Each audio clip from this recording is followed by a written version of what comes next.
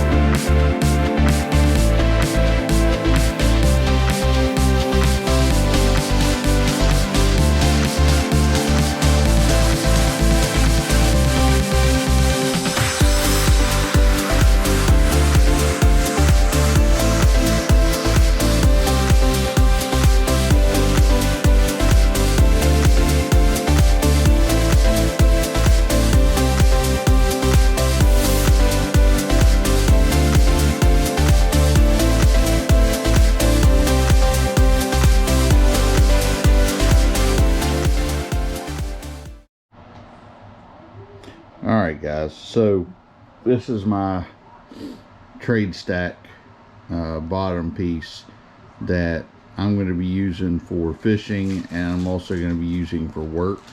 At work, I'm going to be using it mainly to haul batteries, so I don't have to sit huge batteries down on the ground. I can sit them on top. But at the same time, there's a lot of places where I work that don't have an outlet close by. So what I've done here is I have a 12 volt 120 volt inverter that's big enough to power my laptop inside this thing. So if I get to a place where I need remote power from my laptop, I can plug it in. So inside of this,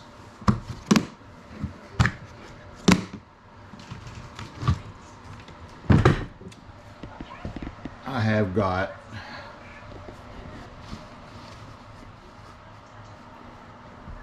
an Altronics power supply,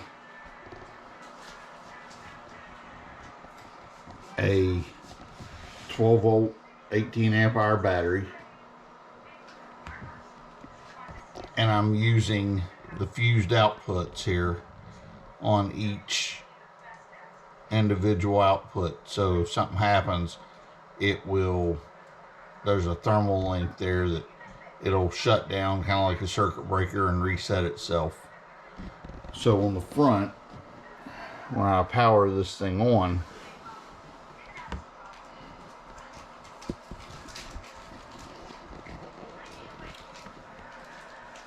first of all, I get an LED showing that it's on, and then I get a display showing the voltage, so I know what kind of voltage I'm at, whether it's running the battery down too far or not. I also have two USB charging ports at 2.1 amps each, so I can use that to power my cameras when I'm fishing, or if I need to charge a drone or anything like that that requires USB charging, phone, anything. And then beside it, I have your standard 12 volt car type socket, and I've got a heated seat pad for a car. I'm actually going to plug that in here in a minute and turn it on, and we're going to see how long the battery will last, or how bad it drags the battery down. But since I've got a little bit of storage here down here in the bottom, I've got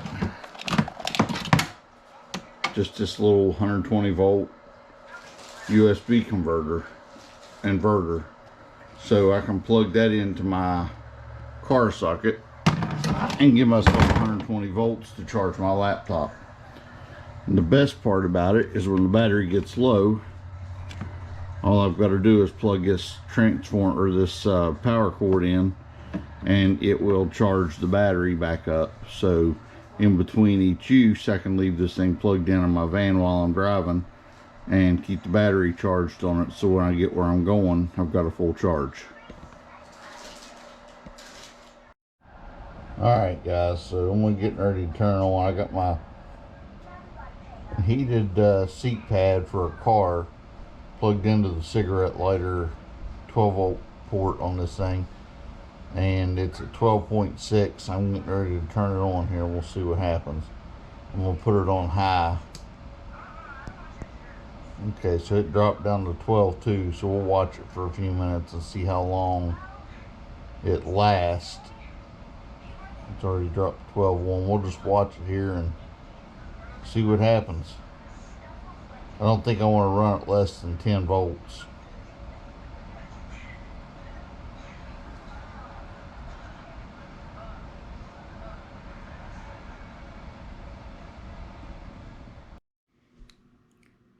Alright guys, so the power inverter works really well.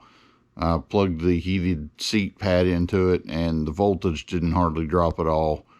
It'd sit there and run for a couple hours, and it never went below 12.1 volts. However, I'm going to have to get a different power inverter. The little one that I had, it can't handle my laptop. My laptop's pretty new, and I guess it's just not capable of the wattage that it needs to provide for the laptop to charge. It'll charge it, but it won't power it while it's on. And as you can see, I have my buddy here. She helps me on all my projects. She likes to get on my shoulders and ride. It's Mersh. But so I'll be using this thing on my next couple videos. I'll try to show you my setup with it. I'm planning on using it to hold my poles, and I'm also planning on using it to keep track of my bait and everything. And I've got one of my little toolbox things. It keeps all my camera stuff in, and the cat's trying to play with the string on the camera now. So stick around, and if you haven't already subscribed, go ahead and do so, and share the video. And if you have any comments about the setup of it, let me know. If you think there's something else I need to try, or something else that might work better, or if you like what I've done or whatever, just let me know. And we'll see you in the next video. Hopefully I'll get some fishing done here real soon. Thanks, guys.